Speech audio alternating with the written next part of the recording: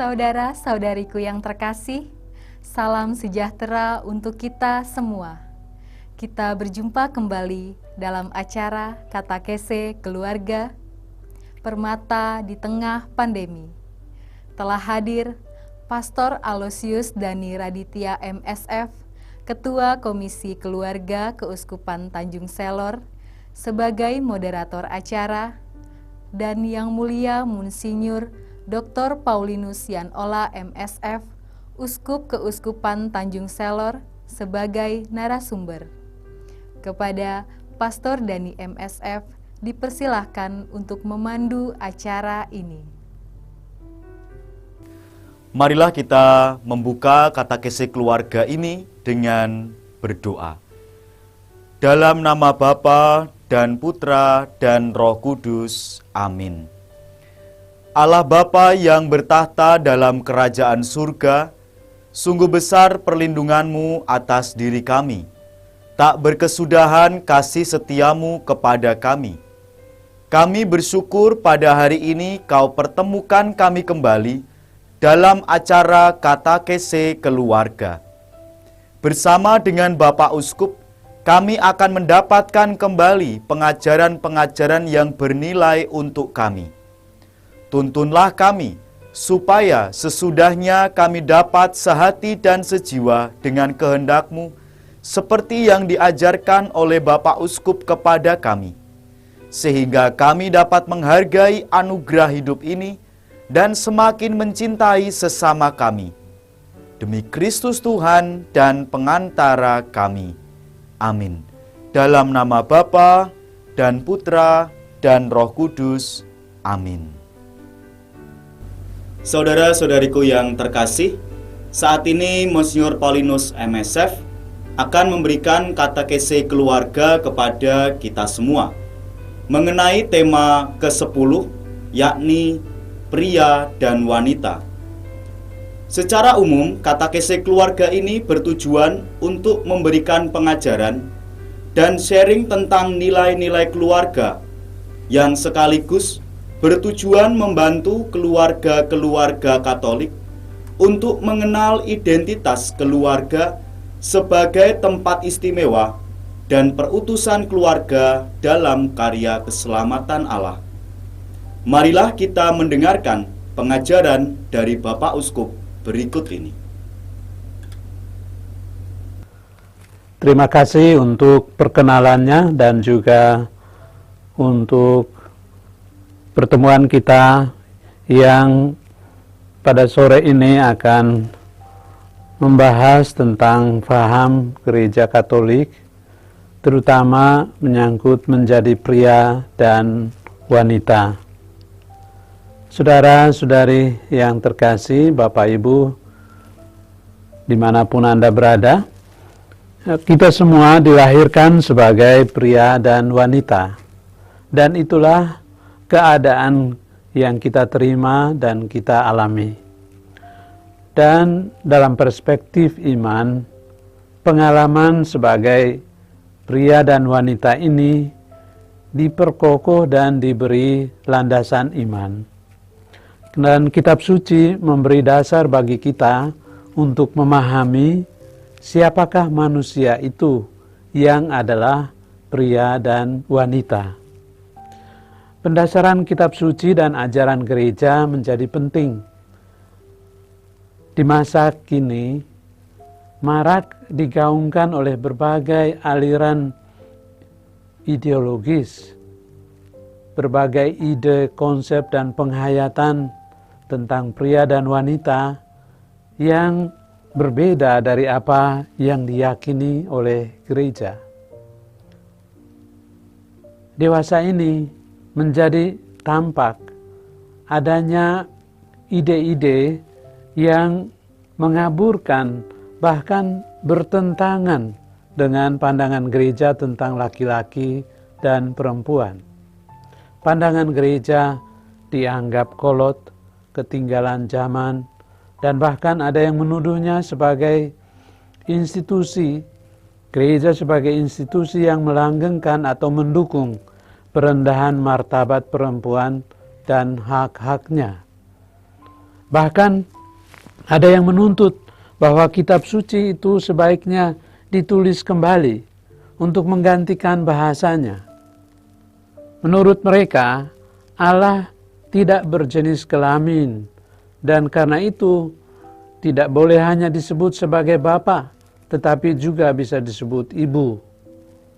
Rumusan doa, dan seringkali kita juga mendengarkan pidato-pidato itu dipaksakan untuk menyebut lebih dulu, misalnya tidak menjadi kebiasaan kita, tetapi itu juga perjuangan para feminis untuk menegaskan pentingnya perempuan.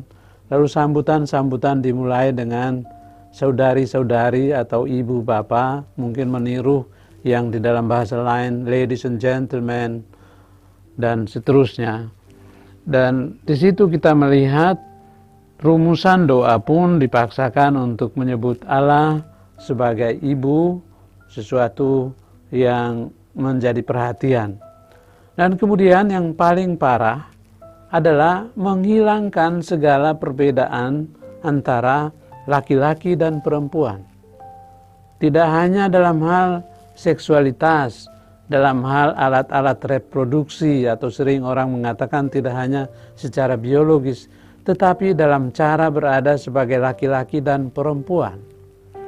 Dan jika perbedaan antara laki-laki dan perempuan tidak diakui, maka yang terjadi adalah krisis kemanusiaan di dalam memahami siapakah manusia itu. Siapa manusia itu menjadi sesuatu yang diperdebatkan. Manusia menurut paham yang menghilangkan perbedaan itu lalu menjadi manusia, konsep manusia yang sangat netral dan umum. Manusia itu laki-laki atau perempuan sama saja dan tidak ada bedanya. Dan karena itu mempengaruhi juga paham perkawinan Kristiani yang didasarkan pada perbedaan antara laki-laki dan perempuan pun dipertanyakan. Ideologi itu menegaskan bahwa yang paling penting bukan laki-laki dan perempuan, tetapi manusia secara umum. Dan karena itu mereka membela misalnya adanya hak untuk membentuk hidup bersama antara orang sejenis dan berjuang supaya hidup bersama seperti itu disamakan dengan perkawinan. Disitulah kita melihat bahwa perbedaan laki-laki dan perempuan dianggap hanya suatu ciptaan budaya. Menjadi laki-laki dan perempuan hanya urusan soal pendidikan, bahwa dibiasakan dari kecil untuk bertingkah laku secara tertentu, tetapi laki-laki dan perempuan sebenarnya sama saja. Pendidikan itu yang kemudian diarahkan untuk merendahkan perempuan, dan karena itu konsep pembedaan harus dihilangkan. Konsep-konsep seperti ini jelas sangat berlawanan dengan ajaran gereja.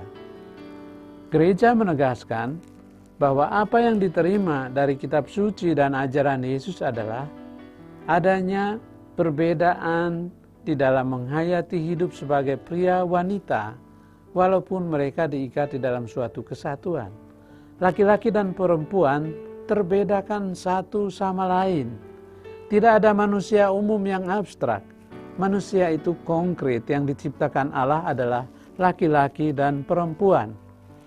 Maka perkawinan di dalam faham gereja Katolik itu harus sifatnya heterogen. Artinya antara seorang laki-laki dan perempuan. Laki-laki dan perempuan berbeda dalam cara menghayati hidupnya, dan pada saat yang sama mereka itu satu. Kesatuan laki-laki dan perempuan itu justru karena mereka diciptakan serupa dengan Allah. Jadi keserupaan mereka itu tidak lain adalah keserupaan di dalam relasi mereka dengan satu sama lain berhadapan dengan Allah. Maka menyamakan begitu saja antara laki-laki dan perempuan dan menghilangkan perbedaan-perbedaan yang dimilikinya akan mematikan daya cinta dan erotisme yang membuat laki-laki dan perempuan tertarik satu sama lain untuk melanjutkan penciptaan Allah melalui hadirnya anak. Eksistensi atau keberadaan manusia, terutama keberlanjutan hidupnya, justru ditentukan oleh adanya keberlainan di dalam seksualitas itu. Di sana dorongan erotis dan kasih diarahkan untuk menciptakan adanya keturunan dan bukan suatu rekreasi dan pemuasan hasrat seksual begitu saja secara abstrak dan umum. Disinilah kita melihat paham itu, paham gereja. Sejak bab-bab awal dari kitab suci, dari Alkitab Kristiani, kita mendapat gambaran tentang penciptaan manusia. Allah menciptakan manusia, laki-laki dan perempuan menurut citra Allah. Nah, keserupaan itu diulang misalnya di dalam Kejadian bab 1 ayat 26 dan 27, di dalam 2 ayat itu saja 3 kali diungkapkan bahwa manusia itu serupa dengan Allah. Maka konsep yang tepat tentang hakikat terdalam manusia adalah bahwa manusia itu baik sebagai laki-laki maupun perempuan, mereka diciptakan menurut citra Allah. Mereka mempunyai perbedaan di dalam menghayati kepriaan dan keperempuanannya, tetapi diikat oleh satu hakikat yang sama, yakni identitas mereka sebagai citra Allah. Mereka berdua, laki-laki maupun perempuan, serupa dengan Allah sendiri.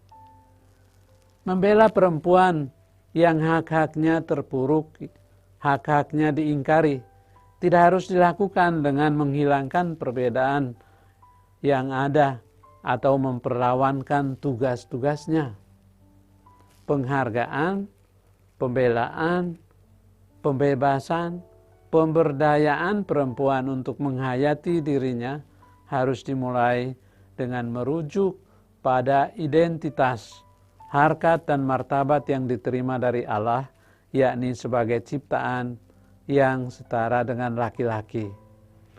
Keduanya adalah citra Allah, gambaran Allah.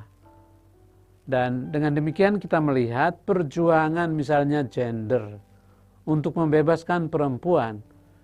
Perjuangan yang benar bukan dengan semakin menyerupakan perempuan dengan laki-laki.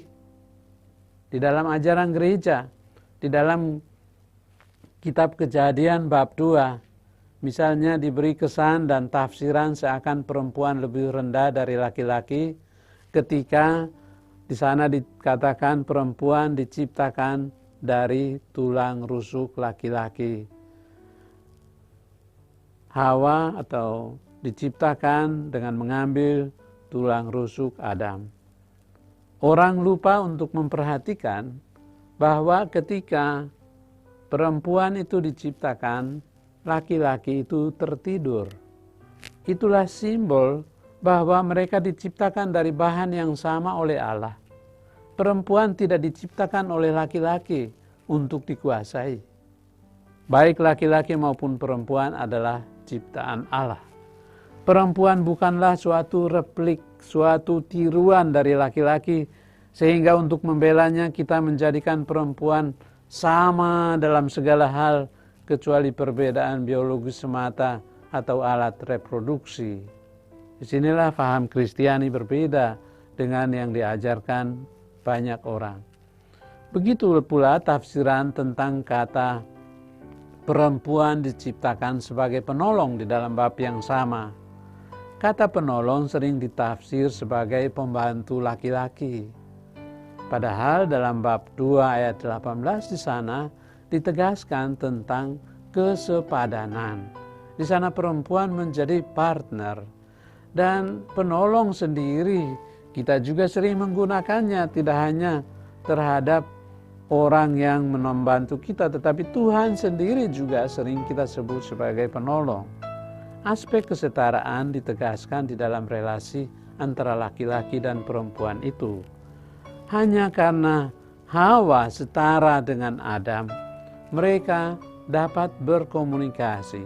Kesetaraan itu ditunjukkan dengan keserupaan mereka secara mendalam, melebihi relasi Adam dengan ciptaan lain.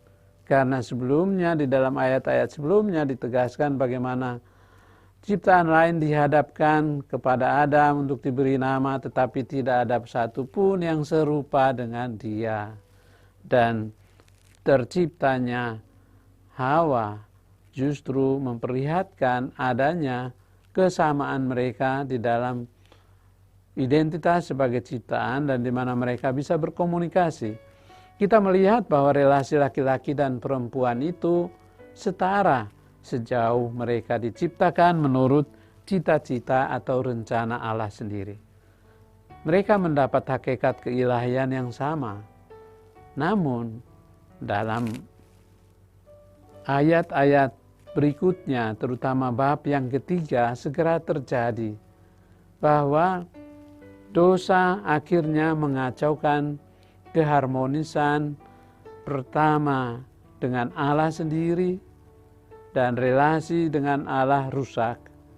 Kedosaan itu merusak segalanya, rusak relasi antara manusia dengan Allah, antar manusia, mereka berdua pun rusak relasinya, bersamaan dengan rusaknya juga relasi dengan alam dan ciptaan lain. Di dalam bab sesudah kedosaan mereka misalnya, Adam menuduh Hawa yang mengajak untuk memakan buah terlarang. Hawa menuduh ular. Dan kemudian akibat dari dosa itu hidup menjadi berat, terjadi permusuhan antara ular dan perempuan itu. Dan juga ladang harus digarap dengan susah payah untuk mendapat hasil. Semua itu menjadi ungkapan hancurnya relasi karena dosa. Maka di masa kini, konflik dan pertentangan di dalam memahami relasi laki-laki dan perempuan, di mana perempuan menderita, harus dicari dasarnya di dalam kebudayaan, di dalam pendidikan, singkatnya di dalam unsur-unsur kedosaan yang perlu dikenal untuk kemudian disadari dan dicari jalan keluarnya.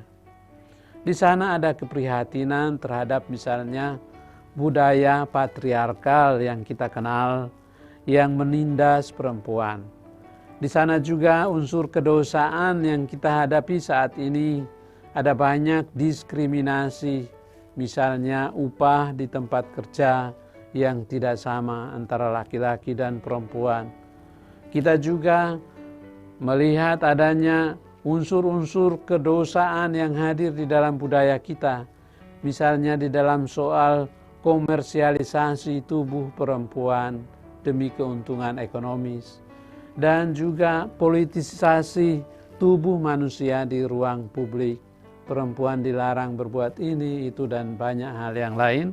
Tetapi itulah unsur-unsur yang muncul dari budaya sebagai bentuk kedosaan yang dialami, sama seperti yang terjadi ketika Adam dan Hawa berdosa. Tetapi kita melihat sejak awal dari kitab suci juga, rencana Allah tentang relasi laki-laki dan perempuan itu tidak hilang ketika manusia pertama berdosa.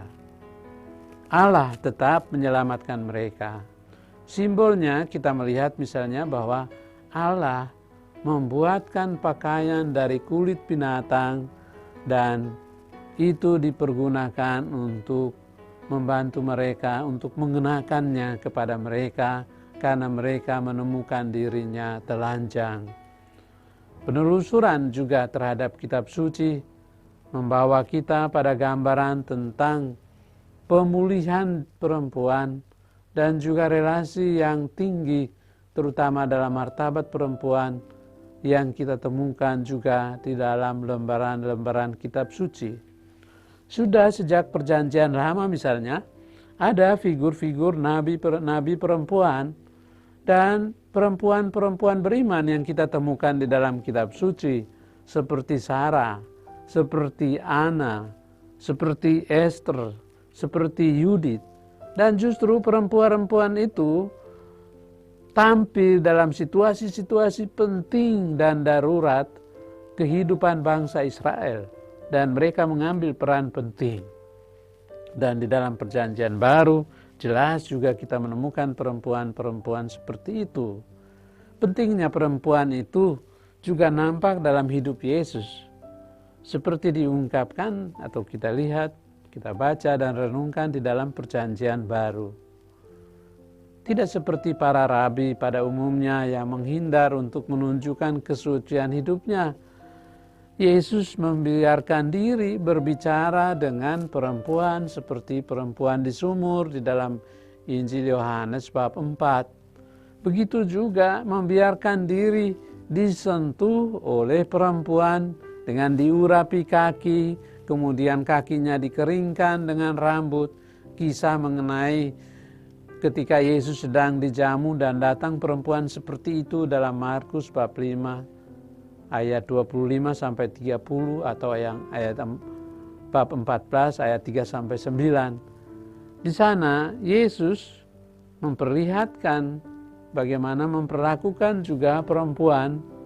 Dia tidak menyetujui misalnya perzinahan, tetapi berbelas kasih terhadap perempuan yang berzina seperti diungkapkan juga dalam Injil Yohanes bab 7 ayat 53 dan seterusnya. Dan Yesus pun membiarkan para wanita mengikuti dan mendukung karya misinya bersama para rasul. Dan suatu lukisan yang indah ketika Yesus mewartakan kerajaan Allah, dia juga ditemani sekelompok ibu-ibu yang membantu di dalam pelayanan itu. Dan di dalam kehidupan hariannya pun Yesus bersahabat dengan orang-orang seperti Maria dan Marta yang bersaudara dan Lazarus, dan juga tentu saja figur Maria Magdalena yang sangat dominan di dalam penggambaran itu.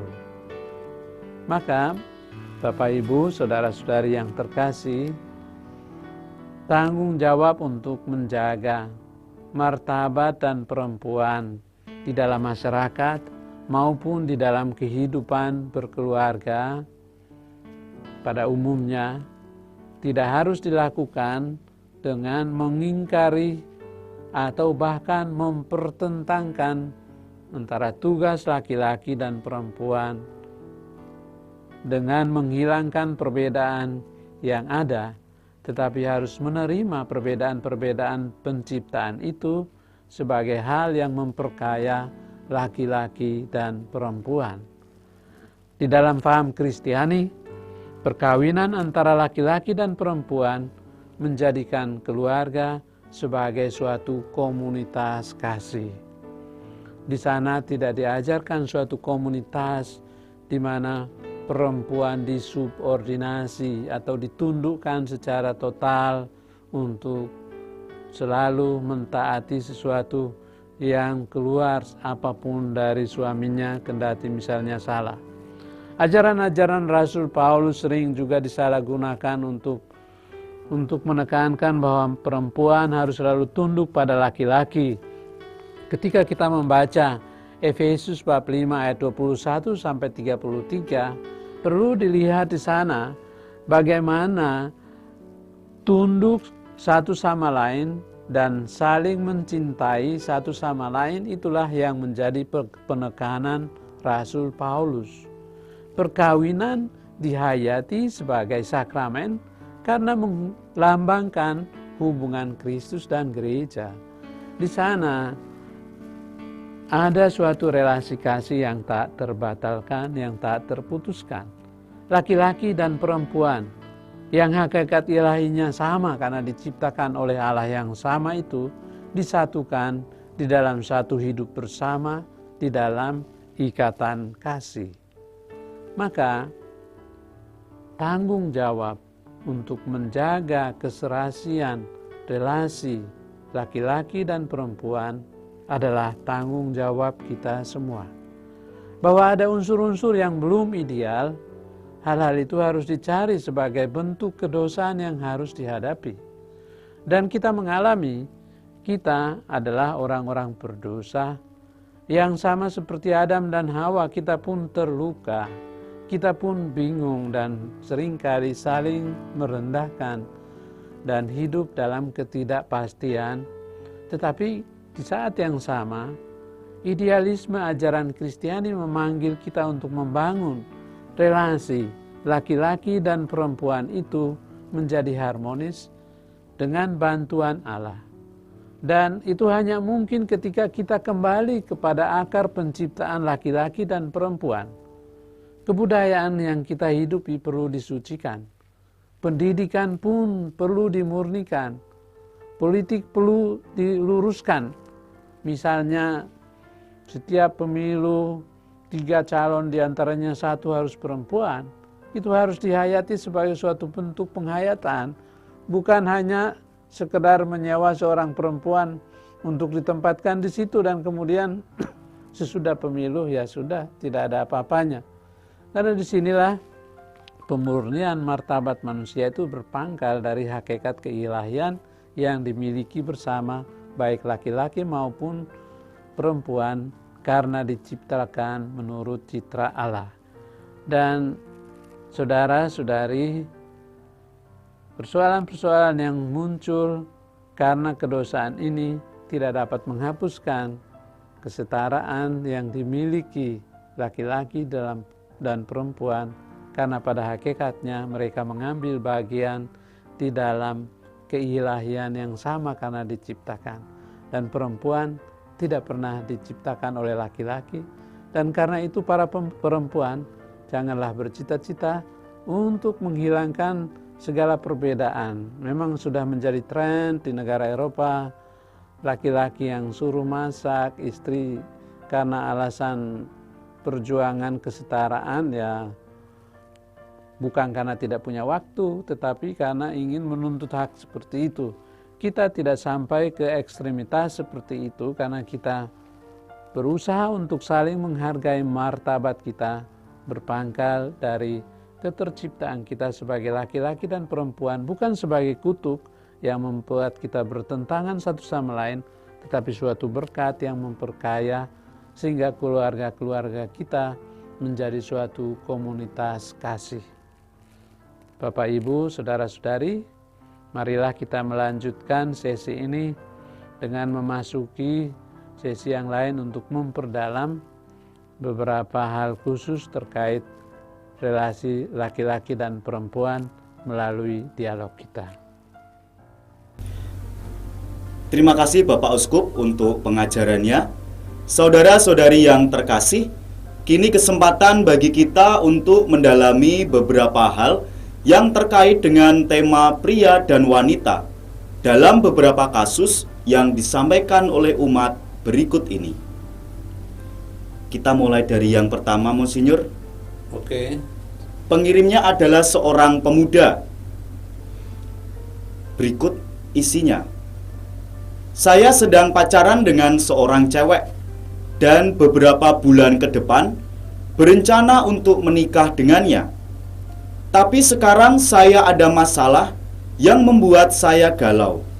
Cewek saya bekerja sebagai PNS di sebuah kantor dinas, sedangkan saya hanya bekerja sebagai karyawan harian di sebuah rumah sakit umum. Saya galau karena tentunya gaji cewek saya lebih besar dari gaji yang saya dapat. Saya jadi malu, minder, dan tidak percaya diri. Saya takut hal itu akan menjadi masalah besar dalam rumah tangga kami nantinya.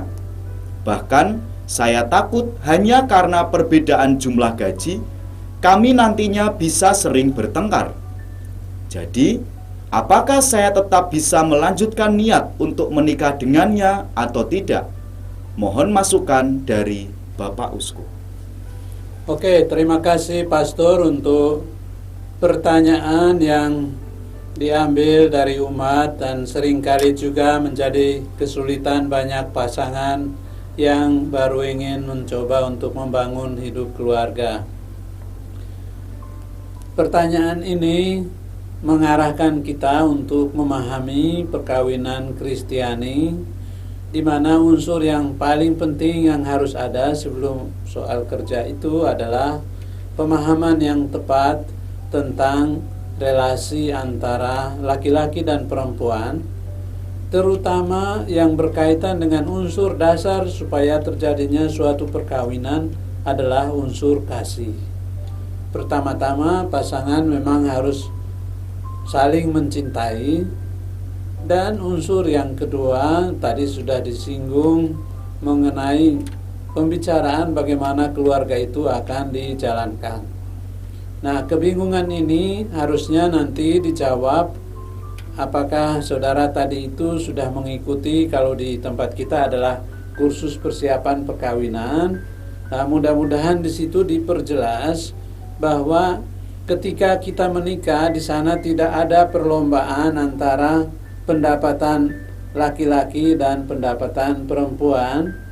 Dan seperti saya sudah uraikan di bagian doktrinal bahwa laki-laki dan perempuan itu mempunyai suatu hakikat yang sama, yakni mengambil bagian di dalam kasih Allah sendiri yang menjadikan mereka berdua sungguh-sungguh sebagai suatu komunitas kasih, di mana laki-laki dan perempuan membentuk satu keluarga, dan di dalam keluarga itu ikatan kasih dapat berkembang.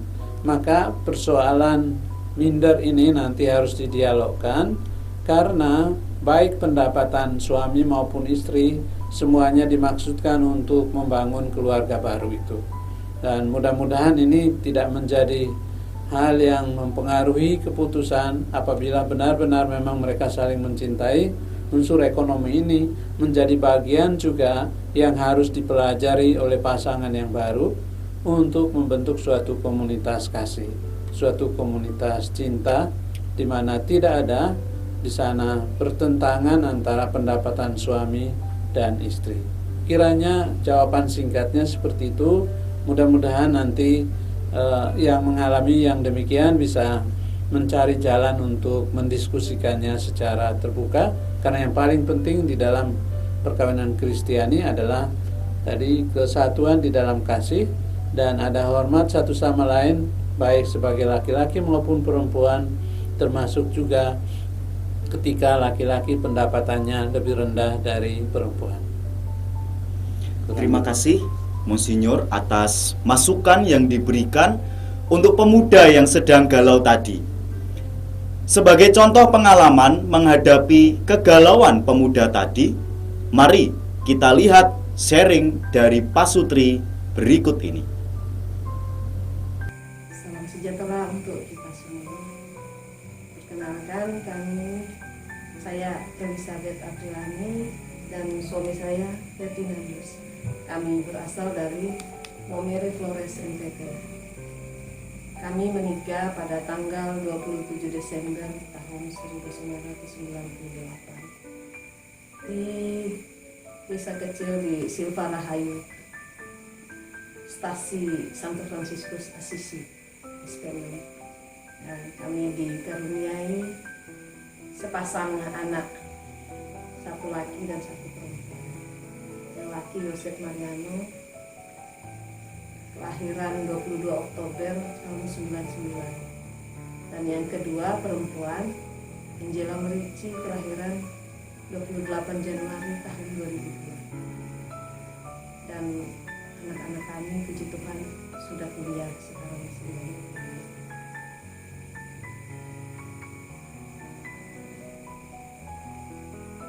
Untuk perbedaan yang ada di antara kami, ya, saya seorang pegawai negeri, suami saya swasta.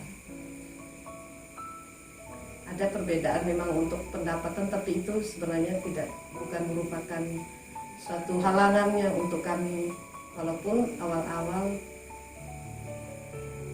ya dari keluarga mungkin ada yang setuju, ada yang tidak, tapi ya itu mungkin rencana Tuhan, jodoh dari Tuhan untuk kami. Jadi kami menjalaninya ya dengan penuh syukur, karena ya namanya penghasilan kan tidak selamanya, ya biarpun kalau pegawai negeri sudah pasti, tapi tidak selamanya seperti itu. Jadi kalau masalah pendapatan bukan penghalang, bukan ini untuk keluarga. Jadi intinya kita saling melengkapi, saling mengisi. Kalau untuk penghasilan yang dari swasta bukan menjadi tolok ukur. Jadi intinya mungkin kemauan aja dari suami atau istri, asal mau bekerja, mau berusaha dengan cara yang halal, pasti Tuhan akan pasti Tuhan juga akan membantu kita. Masalah perbedaan pendapatan antara suami dan istri bukan menjadi suatu masalah yang besar. Dan saya sebagai istri dan sebagai seorang pegawai negeri juga saya tidak merasa paling tinggi, paling hebat, tidak. Tetap suami saya sebagai kepala keluarga, kepala rumah tangga, dan sama-sama kami saling menerima, saling melengkapi satu sama lain, dan perbedaan pendapatan bukan menjadi suatu masalah bagi keluarga. Jadi untuk Bapak Ibu yang punya masalah keluarga seperti perbedaan pendapat, jangan sampai menjadi suatu masalah yang besar, tapi intinya kita saling melengkapi satu sama lain. Sekian dan terima kasih sharing kami, semoga bermanfaat. Monsinyur, selanjutnya yang kedua ini dikirim oleh seorang bapak. Berikut isinya.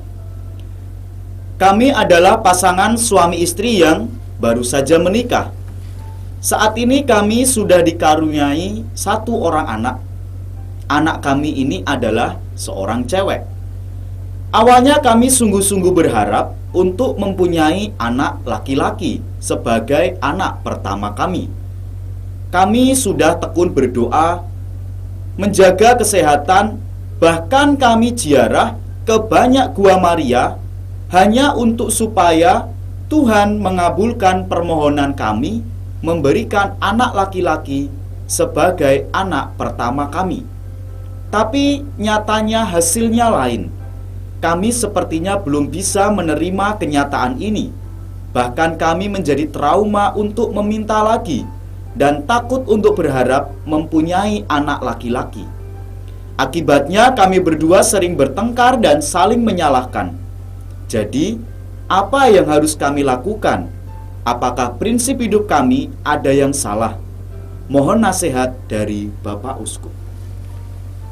Ya, terima kasih Pastor yang sudah mewakili umat untuk menanyakan soal adanya anak laki-laki dan perempuan. Di dalam banyak budaya, termasuk juga kebanyakan budaya kita, kedudukan anak laki-laki sangat penting. Karena pada suku-suku tertentu memang anak laki-laki itu meneruskan nama marga dan banyak hal lain yang diprioritaskan.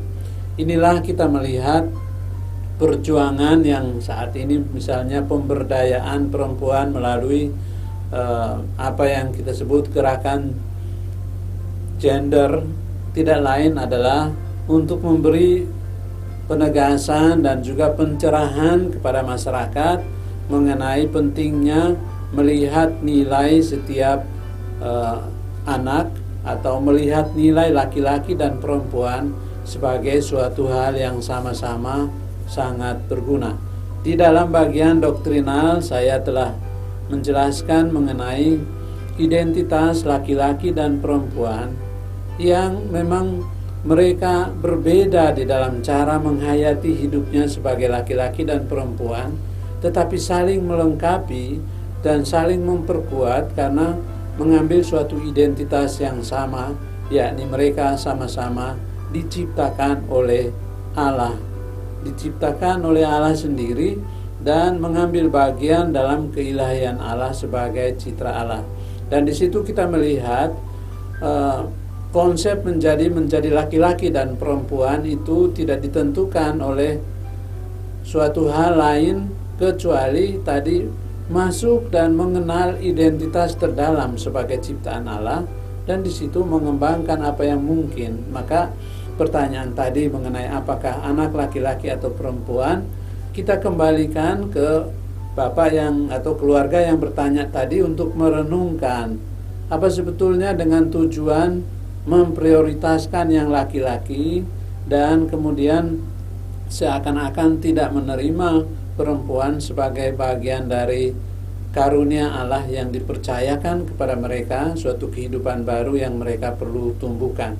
Maka kita berharap bahwa disinilah keluarga bisa memprioritaskan dan melihat bahwa masing-masing anak, baik itu perempuan maupun laki-laki, sama-sama mempunyai suatu martabat yang sama, walaupun menghayatinya secara berbeda sebagai laki-laki atau perempuan. Jadi bagi kita dalam pandangan Kristiani, kita tidak melihat perempuan lebih rendah sehingga harus disesali kelahirannya. Begitu juga kalau pasangan itu ternyata tidak mempunyai laki-laki, anak laki-laki dalam keluarga, seharusnya mereka tetap bersyukur karena anak itu adalah buah dari cinta kasih mereka, dan pasangan itu telah mengambil bagian di dalam penciptaan suatu kehidupan yang baru. Kiranya begitu, Pastor. Mudah-mudahan ini bisa membantu umat yang juga seringkali galau dan banyak berdoa untuk mendapat yang anak laki-laki dibanding perempuan. Terima kasih Monsinyur atas nasihat yang diberikan untuk Bapak tadi. Sebagai contoh pengalaman menyikapi masalah seperti ini, mari kita saksikan sharing Pak Sutri berikut ini. Salam Bapak-Bapak, Ibu-Ibu sekalian, saudara-saudara terkasih. Kami adalah keluarga dari Sibarani. Nama saya Ibu Sibarani, istri saya Maria Erika Piana, dan anak pertama saya Johanna Atali Sibarani, dan anak kedua saya Gabriela Dewi Sibarani. Pada perkawinan kami menikah di Gereja Katedral Tanjung Selor pada tanggal 7 bulan 7 2012. Perkawinan kami pada dasarnya seperti umumnya bapak-bapak dan keluarga lainnya pasti menginginkan adanya keturunan, baik itu anak laki-laki dan perempuan. Kami pun pada masa awal-awal pernikahan kami membayangkan bahwa nantinya kami akan memiliki sepasang anak yang pertama laki-laki dan yang kedua kemungkinan kami berharap kami mempunyai seorang putri. Seperti di tradisi keluarga kami, saya berasal dari Tapanuli, di mana kelahiran anak laki-laki atau mempunyai anak laki-laki seperti biasanya sangat diinginkan karena kelak nantinya akan membawa garis keturunan orang tuanya. Tapi kenyataannya pada saat ini perkawinan yang pertama dan perkawinan kami itu, anak saya yang pertama ternyata lahirlah seorang putri yang dimana kami harapkan kemungkinan memiliki anak laki-laki. Dalam prosesnya kami semua saya dan istri saya telah mengikuti program dokter dari program dokter. Tapi kenyataannya Tuhan mengaruniai kami, anak pertama kami adalah seorang putri yang kami beri nama Johanna Atali Sibarani. Selang 1 tahun kemudian, ternyata Tuhan memberikan kami, mengaruniai kami melalui istri saya hamil yang kedua. Pada hamil yang kedua ini kami sempat diberi harapan bahwa pada saat check up di rumah sakit dikatakan, check up pertama dikatakan bahwa anak saya laki-laki. Ternyata proses medis itu berjalan bulan-bulan berikutnya, ternyata anak saya perempuan. Tapi kami tetap dengan pergumulan kami bahwa apapun yang Tuhan berikan kepada kami akan terima karena itu adalah anugerah dari Tuhan. Lantas saya dan istri saya, Ibu ya, kami tetap memberi harapan besar, meminta kepada Tuhan bahwa harapan kami kelak nantinya kami pun masih bisa diberikan atau dikaruniakan seorang anak laki-laki, seperti di mana dalam tradisi keluarga orang Sumatera pada umumnya.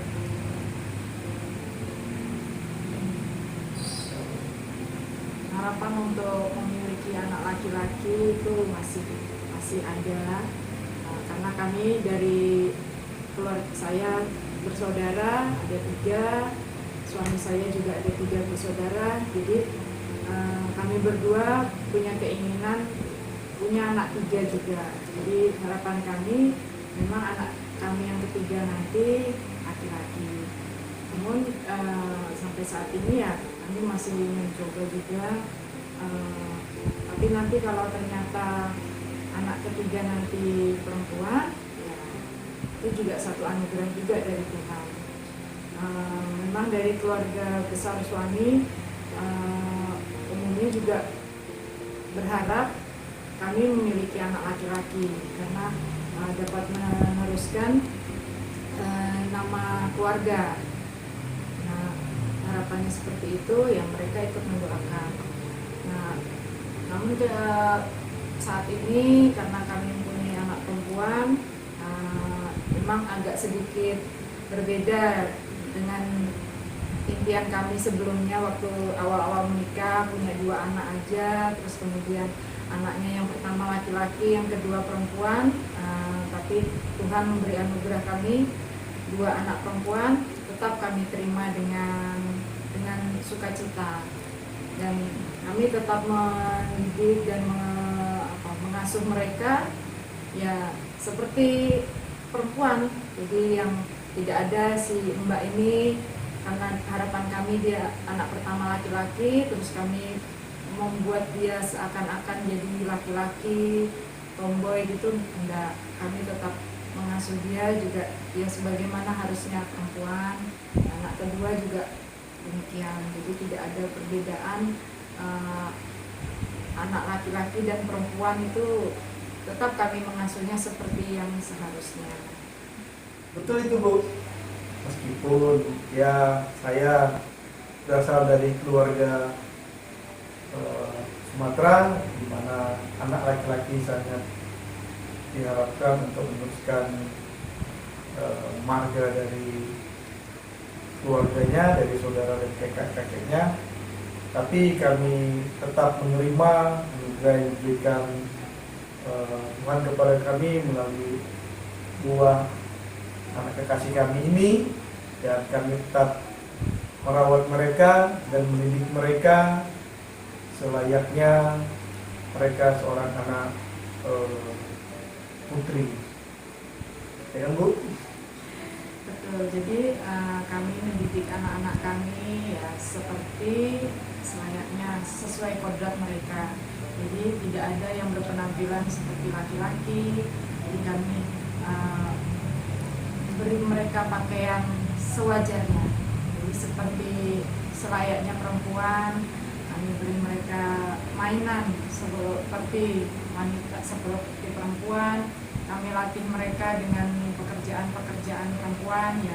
Memang sedikit kami beri keterampilan seperti laki-laki, misalnya bantu membersihkan mobil, bantu bersihkan rumah, ya agak berbeda dengan seperti perempuan. Jadi kami tambahi keahlian keterampilan seperti laki-laki. Jadi diharapkan nanti untuk bekal mereka di kehidupan yang akan datang. Jadi kami tetap menerima anugerah dari Tuhan ini dengan kita, kami mendidik mereka dengan sesuai kodratnya seperti perempuan, jadi tidak ada yang dibuat seakan-akan mereka ini laki-laki, hanya untuk memenuhi harapan kami. Ya, kami tetap mencintai buah hati kami yang telah Allah berikan kepada kami. Melalui kasih-Nya kami dikaruniakan putri kami yang cantik ini, dan kami tetap menjaga dan memelihara yang telah Tuhan karuniakan kepada kami, baik dari segi pendidikannya, ya layaknya sebagai seorang anak perempuan. Tidak ada kami beda-bedakan, dan kami juga tidak mencontohkan atau menggambarkan melalui berpakaian dan sebagainya seperti anak laki-laki, tapi tetap kami memberikan kasih sayang, pendidikan, dan dalam kesehariannya layaknya seperti memang anak putri-putri kami. Tidak kami bedakan. Jadi kami tetap berharap pada Allah supaya kami masih bisa diberikan anak laki-laki. Jadi bapak-bapak, ibu-ibu, saudara-saudara sekalian, tidak ada yang mustahil bagi Tuhan untuk kehidupan kita di dunia ini. Jadi demikianlah sharing dari keluarga besar kami. Meskipun kami berbeda tradisi dan budaya, kami yang satu berasal dari Sumatera dan yang satu berasal dari Jawa, jadi tetap sayangi anak-anak kita, meskipun harapan kita saat ini belum diberikan anak laki-laki atau seperti yang kita harapkan dalam perkawinan kita sebelumnya. Saya harap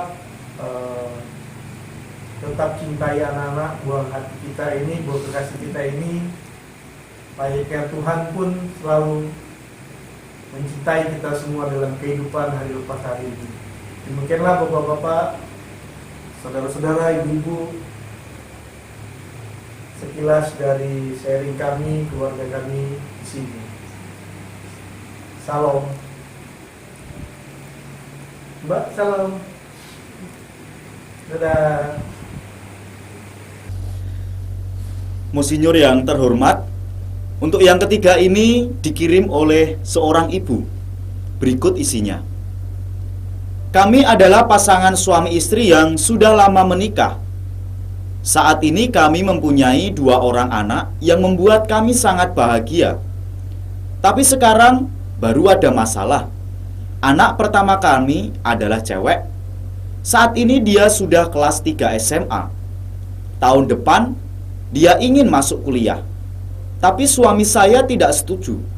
Suami saya ingin agar anak pertama kami yang cewek itu menikah saja, daripada sekolah tinggi-tinggi sampai kuliah segala. Alasannya, untuk apa kuliah kalau ujung-ujungnya nanti ikut suaminya dan hanya tinggal di rumah saja. Jadi rugilah katanya. Lebih baik yang kuliah adalah adiknya yang cowok itu. Saya sebagai istri jadi bingung harus bagaimana. Karena saya pikir pandangan suami saya juga ada betulnya. Tapi saya juga kasihan dengan anak pertama kami yang cewek itu. Akibatnya saya dan suami saya sering bertengkar soal keinginan anak pertama kami yang cewek itu ingin kuliah. Jadi, apa yang harus kami lakukan? Apakah pandangan hidup kami itu salah atau betul? Mohon penjelasan dari Bapak Uskup. Terima kasih Pastor untuk pertanyaannya. Sekali lagi pertanyaan ini dan pertanyaan yang sebelumnya menggambarkan suatu pemikiran tertentu mengenai kedudukan anak laki-laki dan perempuan di dalam keluarga, dan juga pemikiran masyarakat pada umumnya tentang peranan laki-laki dan perempuan itu. Dalam uraian doktrinal saya juga telah berbicara mengenai unsur-unsur kedosaan yang ada di dalam relasi antara laki-laki dan perempuan. Kejatuhan manusia pertama Adam dan Hawa terjadi di Taman Firdaus, dan dengan adanya kejatuhan dalam dosa itu berkembang unsur-unsur yang kemudian memecah belah persatuan laki-laki dan perempuan. Mereka terpisah dari Allah, terpisah satu sama lain. Juga relasi dengan alam itu dikacaukan oleh dosa. Apa yang kita lihat dalam pertanyaan ini adalah unsur-unsur yang perlu kita mengambilnya sebagai unsur kritis di hadapan iman kita, untuk melihat seperti tadi, yang pertama lahirnya laki-laki dan perempuan, dan yang kedua ini tentang pentingnya memberi prioritas yang sama, membekali baik laki-laki maupun perempuan yang hadir di dalam keluarga untuk suatu kehidupan yang lebih berkualitas. Dan bukan karena dia perempuan lalu kemudian kita tidak memberikan izin kepada dia untuk melanjutkan kuliahnya, karena ini menyangkut juga persiapan untuk hidup di masa yang sekarang ini. Dan kita melihat ini unsur-unsur budaya yang harus dimurnikan.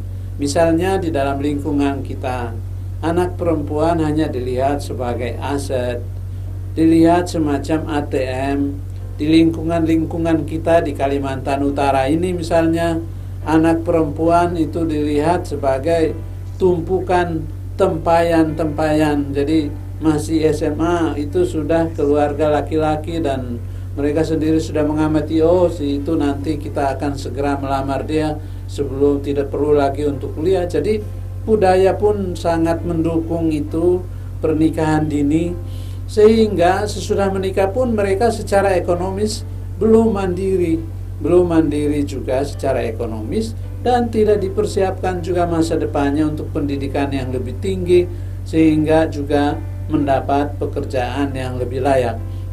Disinilah kita melihat bahwa faham tentang pria dan wanita atau laki-laki dan perempuan perlu diluruskan, sehingga kita memahami bahwa baik laki-laki maupun perempuan, termasuk pendidikan anak-anak ini, perlu mendapat prioritas untuk semuanya, karena masing-masing mempunyai nilai untuk kehidupan yang mereka layak untuk mendapatkannya, apalagi di zaman kita ini.